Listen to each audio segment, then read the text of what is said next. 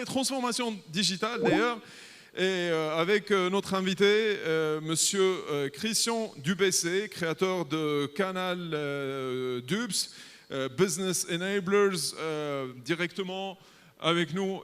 Il est prêt, Monsieur Christian Dubessé, on le prend tout de suite en direct live et on parle avec lui. L'intervention va être autour de comment promouvoir les usages, la clé d'une transformation digitale réussie. À vous la parole.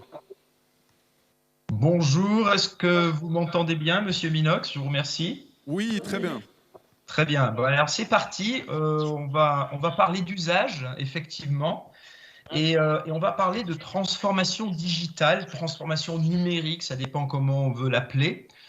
Et quand on parle souvent de transformation numérique, souvent on parle de technique. Eh bien là, aujourd'hui, je vais aller dans une direction différente, je vais parler de business.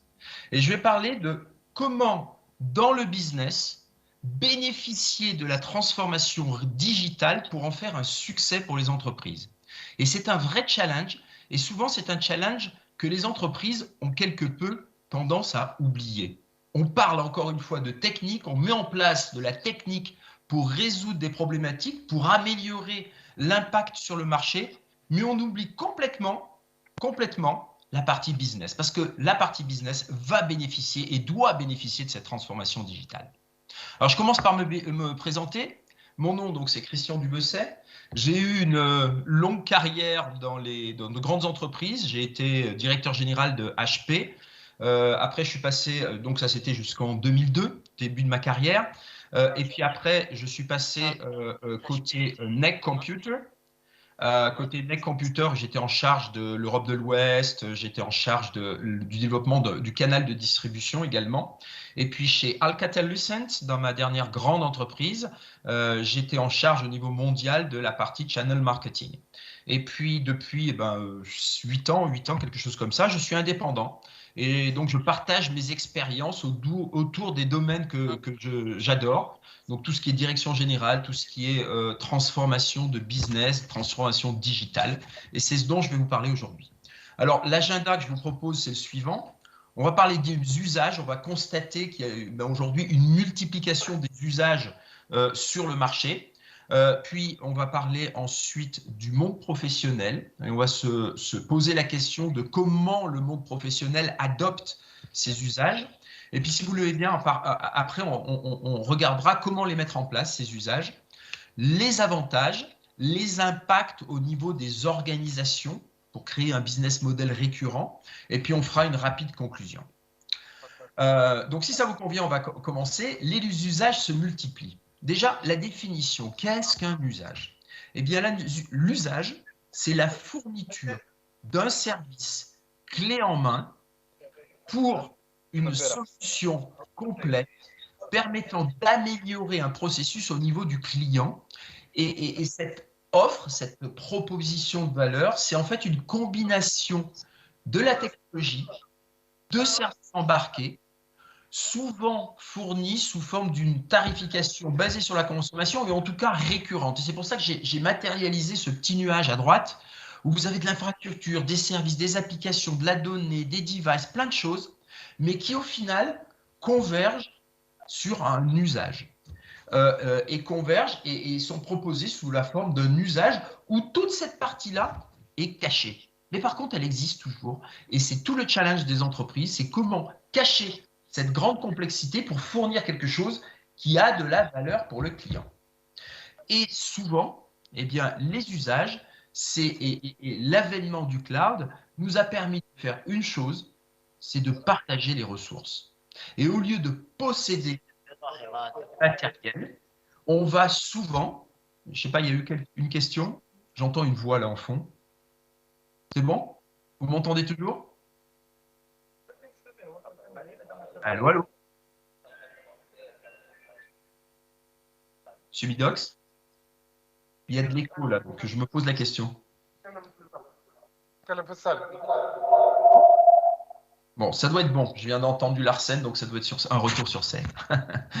Donc, c'est un usage, ça va être l'ensemble de ces infrastructures, applications fournies à partir d'une tarification qui peut être annuelle, mensuelle, récurrente, pour pouvoir permettre aux clients d'améliorer un processus spécifique, un processus métier. Et c'est l'avènement quelque part du partage. Il y avait un titre récemment dans Business Week qui était dit le suivant, là que j'ai rematérialisé: Ownership is dead, long life to usership. C'est-à-dire que le fait de posséder des choses, c'est de moins en moins à la mode. C'est un message très vert d'ailleurs, hein. On ne possède de moins en moins, on partage de plus en plus. C'est vrai pour les transports dans certaines villes, pour les voitures, c'est vrai pour plein de choses. C'est vrai pour les usages. Les usages, quelque part, c'est utiliser un service dont je ne possède pas le moteur. Alors, j'ai mis ici quelques exemples, d'accord? C'est vrai pour, c'est très vieux, mais l'électricité. Le petit logo là qui est en bas à gauche en vert, ça représente un plug électrique. L'électricité, on n'a ni sa centrale nucléaire, ni sa centrale thermique, ni sa centrale hydraulique, d'accord, dans son jardin. Et pourtant, quand on branche quelque chose sur la prise électrique, on obtient le service électrique. C'est vrai sur des choses un peu plus modernes comme les imprimantes.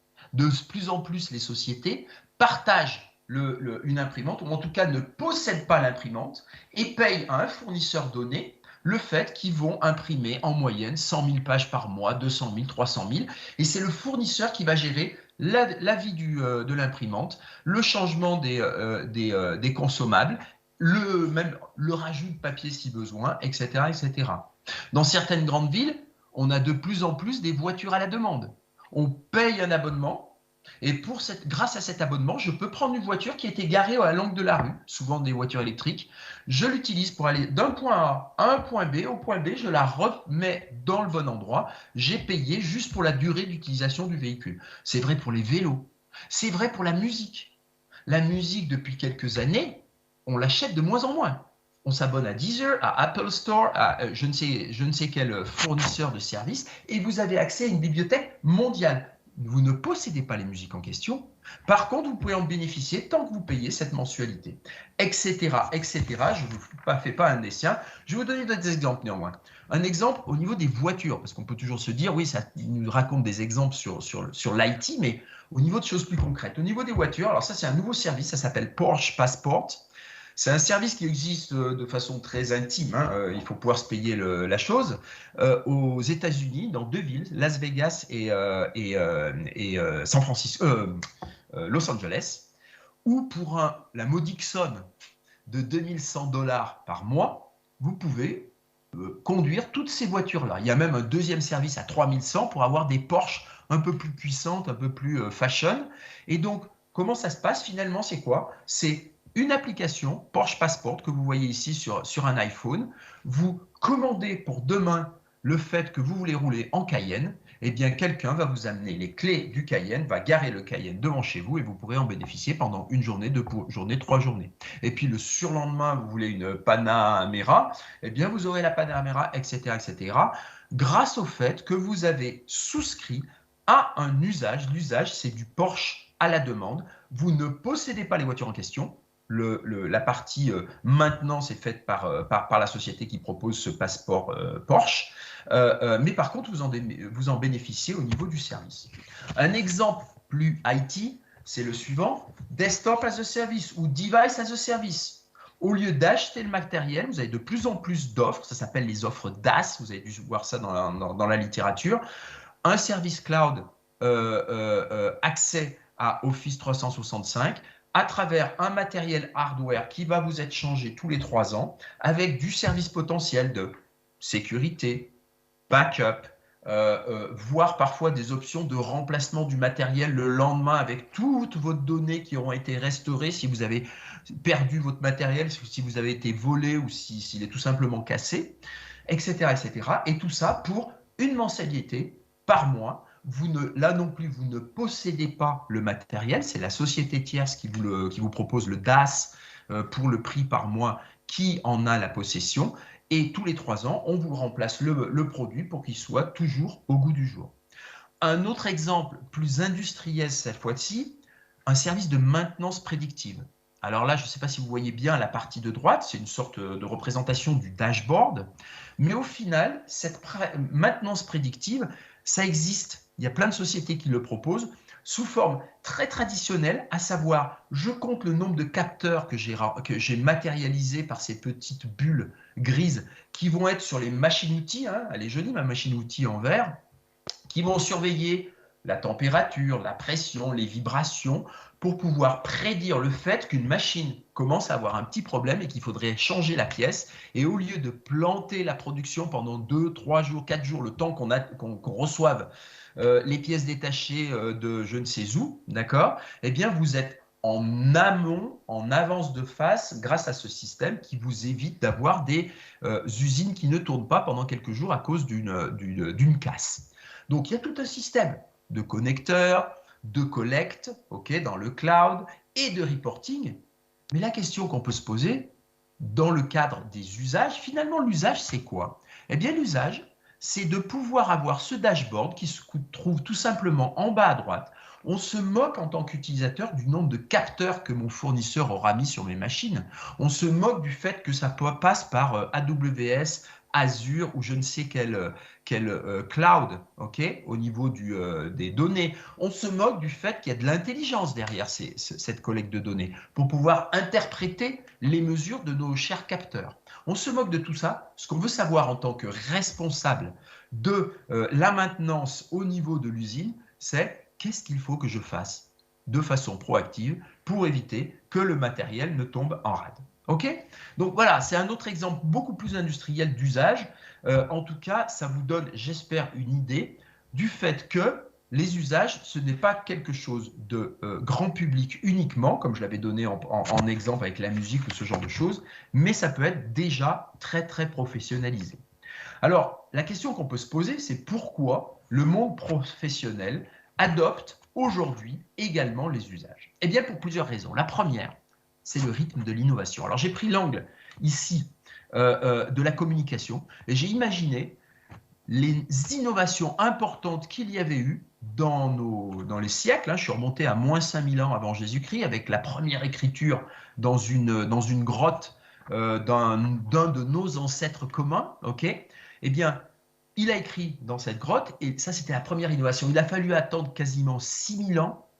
Alors un peu moins si on prend en compte tous les graphismes qu'avaient fait nos amis égyptiens, qui étaient une forme de communication également, mais on a attendu quelques milliers d'années avant d'avoir l'innovation suivante. Là j'ai mis 1450, c'est Gutenberg avec l'impression quasi industrielle. Après il a fallu attendre que 400 ans pour avoir le téléphone, que 100 ans pour avoir le premier ordinateur en 1950, que 45 ans pour avoir l'Internet, ce qui avait été inventé par les Américains pour l'armée et qui a été démocratisé dans les années 90, et plus que 10 ans pour l'invention du cloud, et plus que 5 ans, et il y a un rythme d'innovation qui devient infernal. Et même en tant que fournisseur IT professionnel de l'IT, on a du mal à suivre. Tout simplement. Donc, ce fait d'avoir un rythme d'innovation pousse les entreprises, à innover au niveau du delivery, de la mise sur le marché de toutes ces inventions, parce que si on fait le delivery classique de j'installe le logiciel, je teste le logiciel, etc., il y a déjà une innovation qui est arrivée, c'est trop tard. Donc, ça va trop vite. Donc, ça, c'est la première des raisons. La deuxième des raisons, c'est le fait que les utilisateurs regardent de plus en plus ce qui est en bas, augmenter ses revenus, améliorer les opérations, réduire les coûts, les usages qu'on peut proposer, ce qui est, je dirais, en dessous du cloud, et ce qui est au-dessus du cloud, c'est-à-dire toute l'infrastructure, le fait que ce soit des serveurs de telle marque, du stockage de telle autre marque, qui est telle application, etc., ils s'en moquent.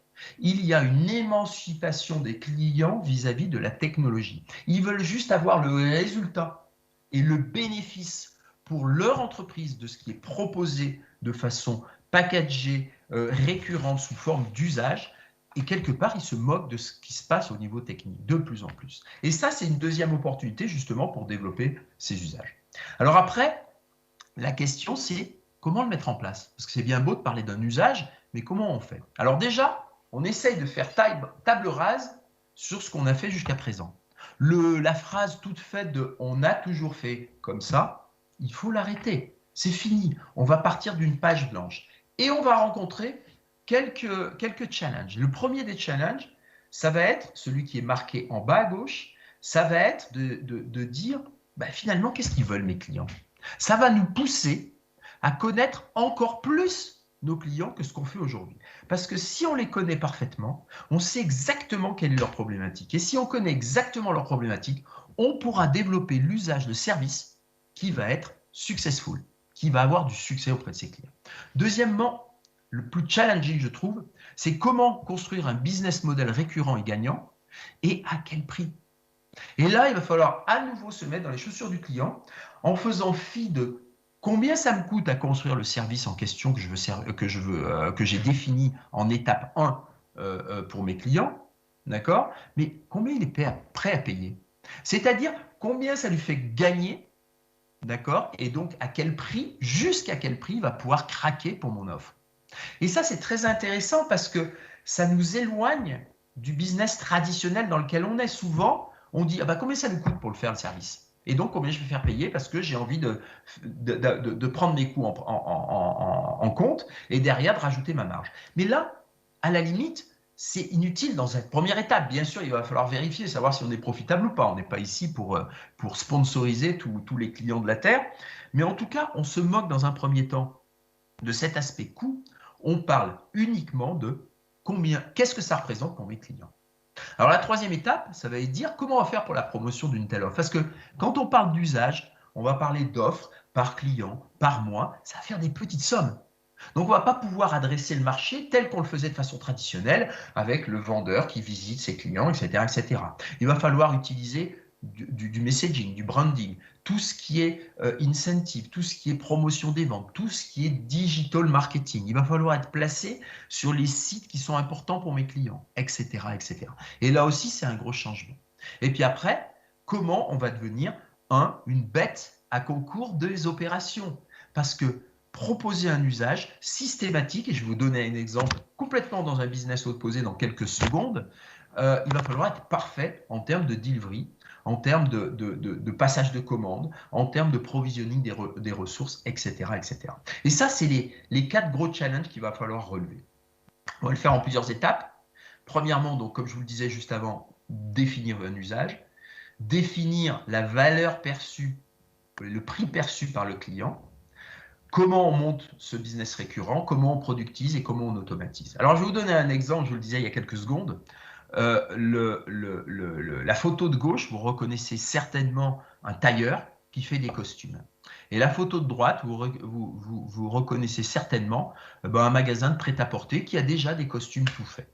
Donc, on va parler à gauche de marketing on demand, d'accord? C'est-à-dire que c'est une approche du marché suite à la demande du client. C'est-à-dire qu'un client vis-à-vis d'un tailleur, il rentre chez le tailleur, il ne sait pas encore ce qu'il veut.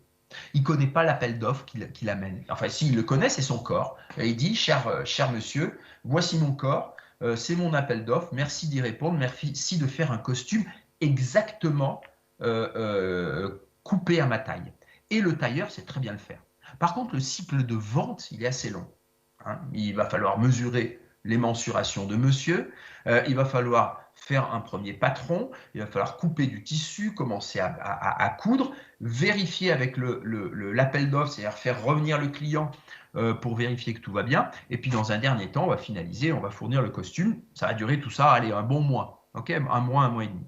Et puis à côté de ça, il y a l'industrialisation. C'est-à-dire le prêt-à-porter, finalement, ce n'est pas le corps du client que l'on mesure. Quand on rentre dans un magasin de prêt-à-porter, on a toujours notre appel d'offres, on a toujours notre corps, mais par contre, c'est notre corps qui va s'adapter à la demande. C'est-à-dire qu'il y a des costumes qui vont nous aller, d'autres qui ne vont pas nous aller. Mais il faudra faire un compromis.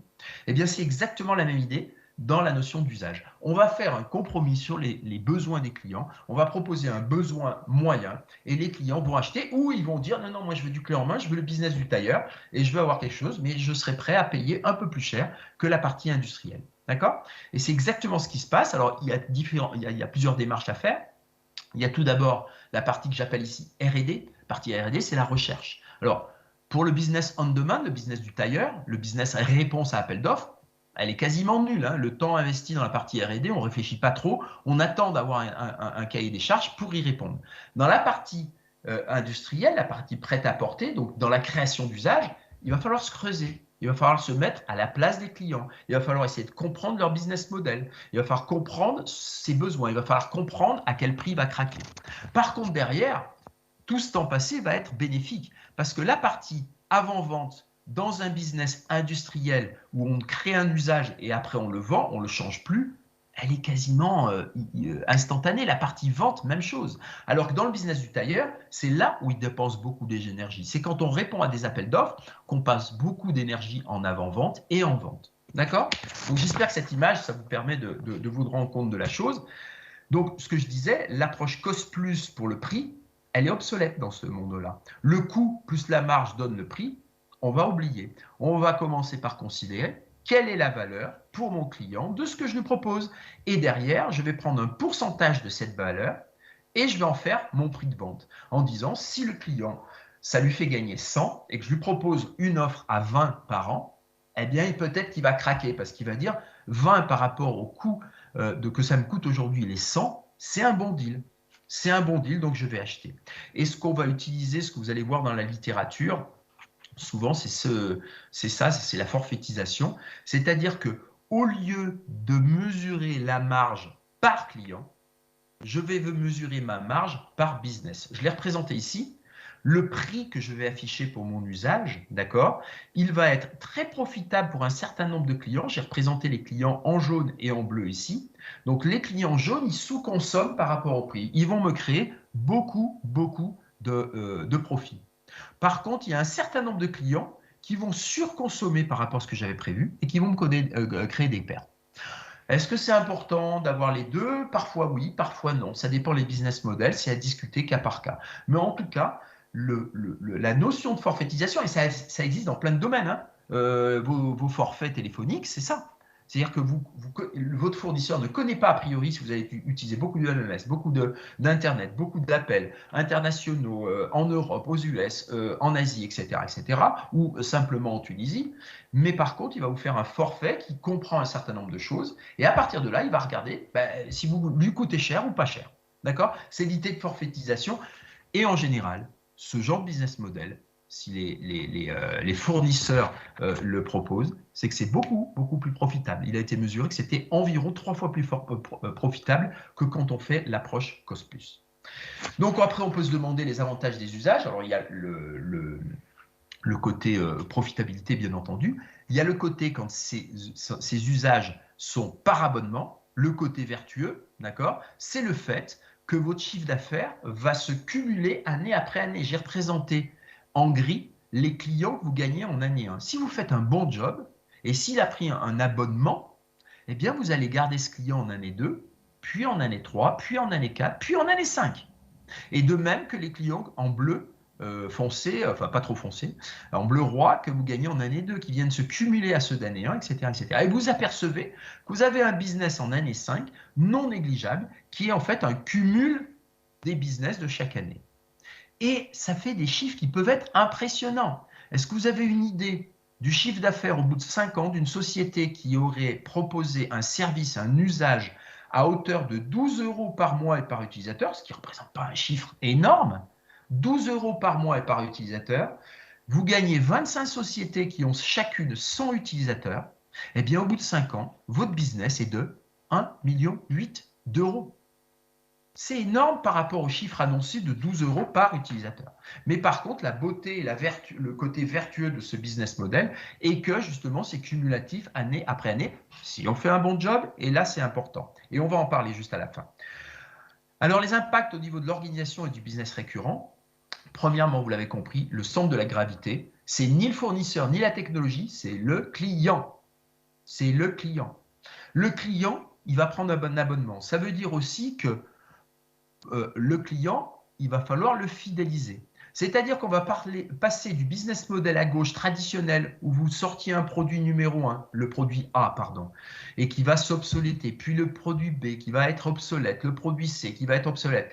Ça, c'est plus possible, notamment à cause du rythme de l'innovation, ce dont je parlais en première slide de ma présentation. Le business model de la cloud economy, parce que c'est ce dont on parle, d'accord, c'est la transformation business de ces innovations, ça va être des évolutions. Regardez ce qui se passe avec un bon exemple, Office 365. Office 365 de chez Microsoft, eh bien, vous avez un package de solutions qui est de plus en plus enrichi au fil du temps, avec de plus en plus de fonctionnalités. Pourtant, c'est le même abonnement, c'est le même produit, c'est le même coût. Vous avez des évolutions. Et tout ça, pourquoi? Pour nous mettre pieds et poings liés avec Microsoft, pour être fidèles. Ils vont apporter toujours plus, toujours plus, toujours plus pour garder les clients et pour bénéficier du levier dont je parlais juste avant. Levier que je vais vous représenter ici, d'accord?